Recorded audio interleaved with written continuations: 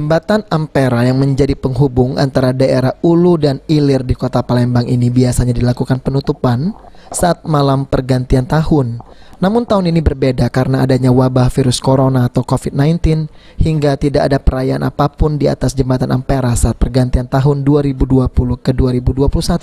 Atas hal tersebut, menurut keterangan Kapolda Sumatera Selatan Irjen Pol Eko Indraheri, Jembatan Ampera saat malam tahun baru tidak dilakukan penutupan karena tidak ada kegiatan perayaan di atas Ampera.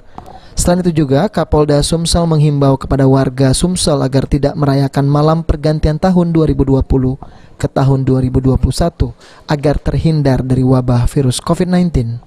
Pihak kepolisian telah mendirikan pos-pos pelayanan mudik tahun baru 2021.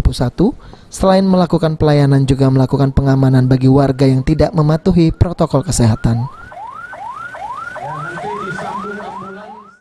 Fungsi lalu lintas yang dikedepankan, Babin Kamtibmas, Sabara, semua fungsi pelayanan ya. Karena ini kan kita melayani tapi juga mengamankan, melayani masyarakat baik yang itu mudik maupun masyarakat yang melaksanakan kegiatan agama, itu juga pengamanan lainnya. Juga tentu yang tadi ada gubernur tadi, prokes ini menjadi bagian penting dari kita.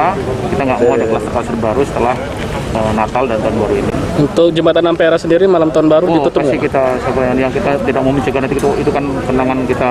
Oke. Nanti Pak depan. pada saat perayaan Natal ada keramaian pada saat malam tahun baru tindakan kita akan ingatkan, kita akan bersama-sama dengan gugus tugas yang ada ya.